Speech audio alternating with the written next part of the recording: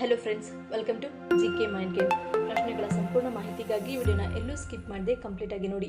ಇವತ್ತಿನ ಪ್ರಶ್ನೆಗಳಲ್ಲಿ ಮೊದಲನೇ ಪ್ರಶ್ನೆ, ಅನಾರೋಗ್ಯದ ಸಮಯದಲ್ಲಿ ವೈದ್ಯರು ಸೂಚಿಸಿರುವಂತೆ ಸಂಪೂರ್ಣ ಆಂಟಿಬಯೋಟಿಕ್ಗಳನ್ನು ತೆಗೆದುಕೊಳ್ಳದೆ ಇದ್ದರೆ ಏನಾಗುತ್ತದೆ? ಆಪ್ಷನ್ಸ್: ಎ, ಸೋಂಕು ಉಲ್ಬಣ, ಬಿ, ಅಡ್ಡ ಪರಿಣಾಮ, ಸಿ, ಇನ್ನಿತರ ಆರೋಗ್ಯ ಸಮಸ್ಯೆ, ಡಿ, ಮೇಲಿನ ಎಲ್ಲವೂ.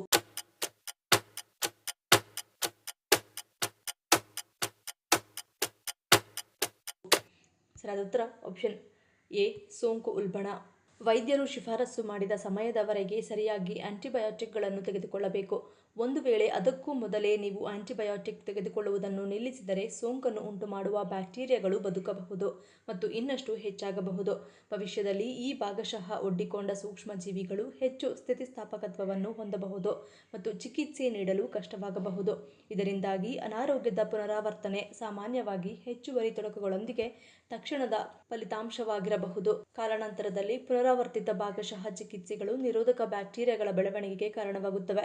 ಇದು ಲಭ್ಯವಿರುವ ಚಿಕಿತ್ಸೆಗಳ ಅವಕಾಶವನ್ನು ಕಡಿಮೆ ಮಾಡುತ್ತದೆ ಮತ್ತು ಸಾಂಪ್ರದಾಯಿಕ ಔಷಧಿಗಳೊಂದಿಗೆ ಸಾಮಾನ್ಯ ಸೋಂಕುಗಳಿಗೆ ಚಿಕಿತ್ಸೆ ನೀಡುವುದನ್ನು ಹೆಚ್ಚು ಕಷ್ಟಕರವಾಗಿಸುತ್ತದೆ.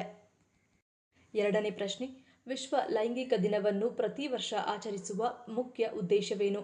ಆಪ್ಷನ್ಸ್: ಎ, ಅರಿವು ಮೂಡಿಸುವುದು, ಬಿ, ಆರೋಗ್ಯ ಬೆಂಬಲ, ಸಿ, ಅನ್ಯೋನ್ಯತೆ ಹೆಚ್ಚಿಸುವುದು, ಡಿ, ಬಂಜೆತನ ನಿವಾರಣೆ.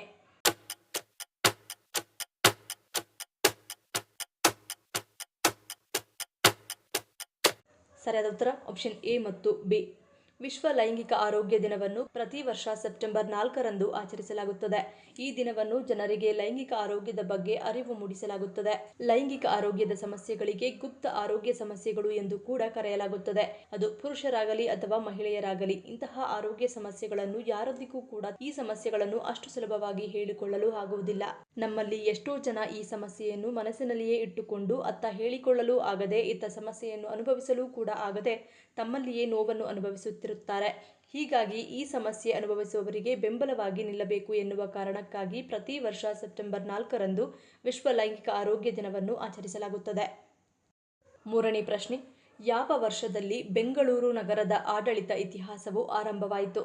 Options: A, 1862, B, 1949, C, 1952, D, 1973.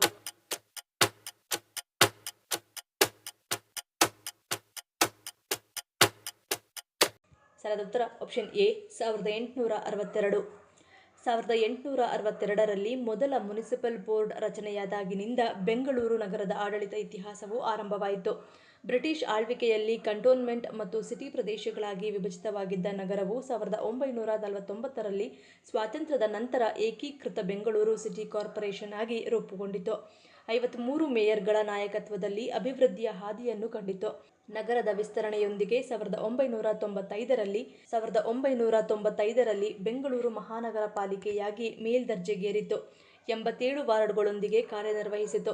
2007ರಲ್ಲಿ 7 ನಗರಸಭೆಗಳು, 1 ಪುರಸಭೆ ಹಾಗೂ 110 ಹಳ್ಳಿಗಳನ್ನು ಸೇರಿಸಿ ಬೃಹತ್ ಬೆಂಗಳೂರು ಮಹಾನಗರ ಪಾಲಿಕೆ ರಚಿಸಲಾಯಿತು. 198 ವಾರ್ಡ್ಗಳೊಂದಿಗೆ ನಗರದ ಆಡಳಿತವನ್ನು ವಿಸ್ತರಿಸಿತು. ನಾಲ್ಕನೇ ಪ್ರಶ್ನೆ, ಹಿರಿಯರನ್ನು ಕಾಡುವ ಬ್ಲಡ್ ಪ್ರೆಷರ್ಗೆ ಯಾವ ಪಾನೀಯ ಉತ್ತಮ ಔಷಧಿಯಾಗಿದೆ? ಆಪ್ಷನ್ಸ್: ಎ, ಮಜ್ಜಿಗೆ, ಬಿ, ಎಳನೀರು, ಸಿ, ಬಿಸಿ ನೀರು, ಡಿ, ಬೀಟ್ರೂಟ್ ಜ್ಯೂಸ್.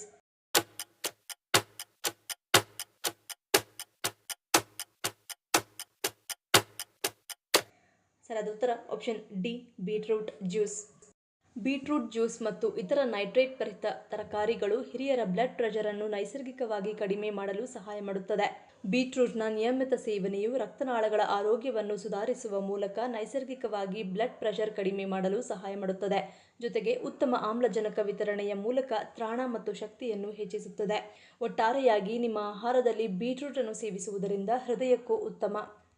ಐದನೇ ಪ್ರಶ್ನೆ, ಟೈಲ್ ಬೋನ್ ಅಥವಾ ಬಾಲ ಮೂಳೆಯ ನೋವು ಕಾಣಿಸಿಕೊಳ್ಳಲು ಕಾರಣವೇನು?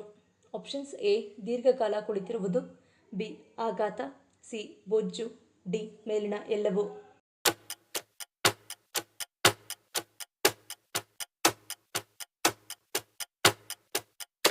ಸರಿಯಾದ ಉತ್ತರ ಆಪ್ಷನ್ ಡಿ, ಮೇಲಿನ ಎಲ್ಲವೂ. ನೋವನ್ನು ಸಾಮಾನ್ಯವಾಗಿ ಬಾಲ ಮೂಳೆಯಲ್ಲಿ ಅನುಭವಿಸಲಾಗುತ್ತದೆ.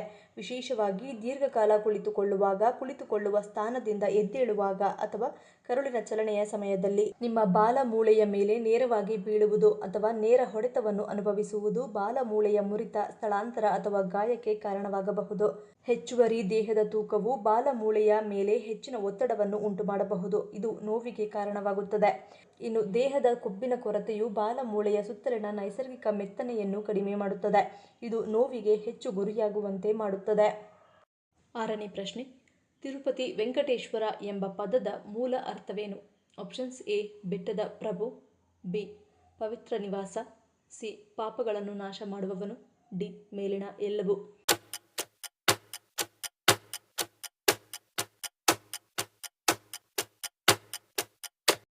ಸರಿಯಾದ ಉತ್ತರ ಆಪ್ಷನ್ ಡಿ ಮೇಲಿನ ಎಲ್ಲವೂ. ತಿರುಪತಿ ವೆಂಕಟೇಶ್ವರ ಎಂಬ ಹೆಸರಿನಲ್ಲಿರುವ ವೆಂಕಟೇಶ್ವರ ಪದವು ವೆಂಕಟ ಅಂದರೆ ಆಂಧ್ರ ಪ್ರದೇಶದ ಬೆಟ್ಟ ಮತ್ತು ಈಶ್ವರ ಅಂದರೆ ಪ್ರಭು ಎಂಬ ಸಂಸ್ಕೃತ ಪದಗಳ ಸಂಯೋಜನೆಯಾಗಿದೆ. ಇದರರ್ಥ ಬೆಟ್ಟದ ಪ್ರಭು ಮತ್ತು ಬ್ರಹ್ಮಾಂಡ ಹಾಗೂ ಭವಿಷ್ಯೋತ್ತರ ಪುರಾಣಗಳ ಪ್ರಕಾರ ವೆಂಕಟ ಪದವು ಪಾಪಗಳನ್ನು ನಾಶ ಮಾಡುವವನು ಎಂದು ಅರ್ಥೈಸುತ್ತದೆ, ಏಕೆಂದರೆ ಇದು ವೆಂ ಪಾಪಗಳು ಮತ್ತು ಕಟ ಪ್ರತಿರೋಧಕ ಶಕ್ತಿ ಎಂಬ ಪದಗಳಿಂದ ಬಂದಿದೆ. ತಿರುಪತಿ ಎಂಬ ಪದವು ದ್ರಾವಿಡ ಪದಗಳಾದ ತಿರು ಅಂದರೆ ಪವಿತ್ರ ಮತ್ತು ಪತಿ ಎಂದರೆ ನಿವಾಸ ಸಂಯೋಜನೆಯಿಂದ ಬಂದಿದೆ, ಇದು ಪವಿತ್ರ ನಿವಾಸ ಎಂದು ಅರ್ಥೈಸುತ್ತದೆ. 7ನೇ ಪ್ರಶ್ನೆ, ಶುಗರ್ ಹೆಚ್ಚಾದರೆ ನರಗಳು ಅಷ್ಟೇ ಅಲ್ಲದೆ ಮತ್ಯಾವ ಸಮಸ್ಯೆಗಳನ್ನು ಹೆಚ್ಚಿಸುತ್ತದೆ? ಆಪ್ಷನ್ಸ್ ಎ ವಸಡು ಕಾಯಿಲೆ, ಬಿ ಚರ್ಮ ಸೋಂಕು, ಸಿ ಜಾಂಡಿಸ್, ಡಿ ಟಿಬಿ.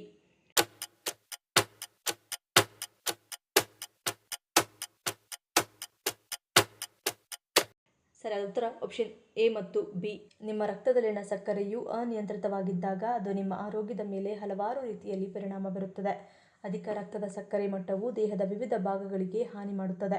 ಮಧುಮೇಹಿಗಳಲ್ಲಿ ದುರ್ಬಲ ರೋಗನಿರೋಧಕ ಶಕ್ತಿ ಬ್ಯಾಕ್ಟೀರಿಯಾ ಮತ್ತು ಶಿಲೀಂಧ್ರಗಳ ಸೋಂಕುಗಳಿಗೆ ನಿಮ್ಮ ದುರ್ಬಲತೆಯನ್ನು ಹೆಚ್ಚಿಸುತ್ತದೆ. ಇದು ವಸಡು ಕಾಯಿಲೆ ಮತ್ತು ನಿಧಾನವಾಗಿ ಗುಣಪಡಿಸುವ ಚರ್ಮದ ಸೋಂಕುಗಳಿಗೆ ಕಾರಣವಾಗಬಹುದು. ಮಧುಮೇಹವು ನಿಮ್ಮ ಸ್ಮರಣ ಶಕ್ತಿ ನಷ್ಟ, ಬುದ್ಧಿಮಾಂದ್ಯತೆ ಮತ್ತು ಇತರ ಅರಿವಿನ ದುರ್ಬಲತೆಗಳ ಅಪಾಯವನ್ನು ಹೆಚ್ಚಿಸಬಹುದು.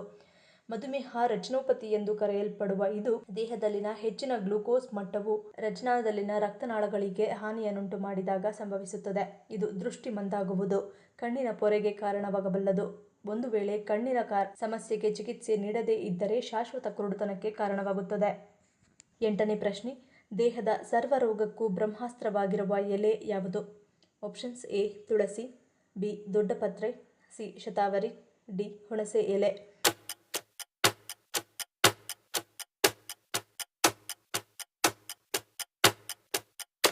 ಸರಿಯಾದ ಉತ್ತರ ಆಪ್ಷನ್ ಡಿ ಹುಣಸೆ ಎಲೆ. ಇದರ ಉಪಯುಕ್ತ ಗುಣಗಳು ನಮ್ಮ ದೇಹಕ್ಕೆ ಅತ್ಯಗತ್ಯ, ಅದಕ್ಕಾಗಿಯೇ ಇದು ಆಯುರ್ವೇದದಲ್ಲಿ ವಿಶೇಷ ಸ್ಥಾನವನ್ನು ಪಡೆದಿದೆ. ಅದರಲ್ಲಿಯೂ ಮಲೇರಿಯಾ, ಮಧುಮೇಹ ಸೇರಿದಂತೆ ರಕ್ತಹೀನತೆಯಂತಹ ಆರೋಗ್ಯ ಸಮಸ್ಯೆಗಳನ್ನು ತಡೆಯುವ ಶಕ್ತಿ ಈ ಎಲೆಗಿದೆ. ಹುಣಸೆ ಎಲೆಗಳು ದೇಹಕ್ಕೆ ಚೈತನ್ಯದಾಯಕ ಗುಣಗಳನ್ನು ಹೊಂದಿವೆ. ಅವು ರಕ್ತಹೀನತೆ ಮತ್ತು ಆಯಾಸದಿಂದ ಉಂಟಾಗುವ ಕಾಯಿಲೆಗಳಿಂದ ಪರಿಹಾರ ನೀಡುತ್ತವೆ. ಅದಲ್ಲದೆ ಈ ಎಲೆಗಳಿಂದ ಮಾಡಿದ ಕಷಾಯ ಅಥವಾ ರಸವನ್ನು ಕುಡಿಯುವುದರಿಂದ ದೇಹ ಆರೋಗ್ಯವಾಗಿರುತ್ತದೆ. ಮುಖ್ಯವಾಗಿ ಮಧುಮೇಹ ಇರುವವರು ಹುಣಸೆ ಎಲೆಗಳನ್ನು ತಮ್ಮ ಆಹಾರದಲ್ಲಿ ಸೇರಿಸಿಕೊಳ್ಳುವುದರಿಂದ ದೇಹದಲ್ಲಿನ ಗ್ಲೂಕೋಸ್ ಮಟ್ಟವನ್ನು ನಿಯಂತ್ರಿಸಬಹುದು. ಇದರಲ್ಲಿರುವ ನೈಸರ್ಗಿಕ ಪದಾರ್ಥಗಳು ಇನ್ಸುಲಿನ್ ಕಾರ್ಯವನ್ನು ಸುಧಾರಿಸುತ್ತದೆ ಮತ್ತು ರಕ್ತದಲ್ಲಿನ ಸಕ್ಕರೆ ಮಟ್ಟವನ್ನು ಸ್ಥಿರವಾಗಿರಿಸುತ್ತದೆ. 9ನೇ ಪ್ರಶ್ನೆ, ಭಾರತದ ಮಿನಿ ಇಸ್ರೇಲ್ ಎಂದು ಕರೆಯಲ್ಪಡುವ ಸ್ಥಳ ಯಾವ ರಾಜ್ಯದಲ್ಲಿದೆ? Options A Madhya Pradesh, B Jharkhand, C Haryana, D Himachal Pradesh.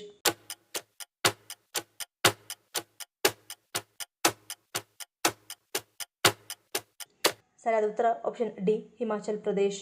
ಭಾರತದ ಮಿನಿ ಇಸ್ರೇಲ್ ಎಂದು ಕರೆಯಲ್ಪಡುವ ಸ್ಥಳ ಕಸೋಲ್, ಹಿಮಾಚಲ ಪ್ರದೇಶದಲ್ಲಿರುವ ಈ ಗಿರಿಧಾಮಕ್ಕೆ ಹೆಚ್ಚಿನ ಸಂಖ್ಯೆಯ ಇಸ್ರೇಲಿ ಪ್ರವಾಸಿಗರು ಭೇಟಿ ನೀಡುತ್ತಾರೆ. ಅಲ್ಲದೆ ಅಲ್ಲಿ ಇಸ್ರೇಲಿ ಸಂಸ್ಕೃತಿಯ ಪ್ರಭಾವವು ಕಂಡುಬರುತ್ತದೆ. ಹಸಿರು ಕಾಡುಗಳು, ಸುಂದರವಾದ ಸೌಂದರ್ಯ ಮತ್ತು ಪ್ರಶಾಂತ ವಾತಾವರಣವನ್ನು ಹೊಂದಿರುವ ಕಸೋಲ್ ಬ್ಯಾಕ್ ಪ್ಯಾಕರ್ಗಳು, ಚಾರಣಿಗರು ಮತ್ತು ಪ್ರಕೃತಿ ಪ್ರಿಯರಿಗೆ ಸ್ವರ್ಗವಾಗಿದೆ. ಕೆಲವರು ಇಲ್ಲಿ ಇಸ್ರೇಲಿಗಳು ಶಾಶ್ವತವಾಗಿ ನೆಲೆಸಿದ್ದಾರೆ ಎಂಬ ನಂಬಿಕೆಯೂ ಇದೆ. ಈ ಪ್ರಶ್ನೆಗಳಲ್ಲಿ ನೀವು ಎಷ್ಟು ಪ್ರಶ್ನೆಗಳಿಗೆ ಸರಿ ಉತ್ತರವನ್ನು ಕೊಟ್ಟರಿ ಅನ್ನೋದನ್ನು ಕಮೆಂಟ್ ಮಾಡಿ ತಿಳಿಸಿ. ಈ ವಿಡಿಯೋ ನಮಗೆ ಇಷ್ಟ ಆಗಿದ್ರೆ ಮರೀದೆ ಲೈಕ್ ಮಾಡಿ, ಶೇರ್ ಮಾಡಿ, ಸಬ್ಸ್ಕ್ರೈಬ್ ಮಾಡಿ. ನನ್ನ ಚಾನಲ್ನ ಇನ್ನೂ ಸಬ್ಸ್ಕ್ರೈಬ್ ಮಾಡದೆ ಹಾಗೆ ವಿಡಿಯೋಸ್ ನೋಡ್ತಿದ್ರೆ ಪ್ಲೀಸ್ ಸಬ್ಸ್ಕ್ರೈಬ್ ಮಾಡಿ, ಸಪೋರ್ಟ್ ಮಾಡಿ. ಮತ್ತೊಂದು ಇಂಟ್ರೆಸ್ಟಿಂಗ್ ವಿಡಿಯೋದೊಂದಿಗೆ ಸಿಗ್ತೀನಿ. Until love you all, take care.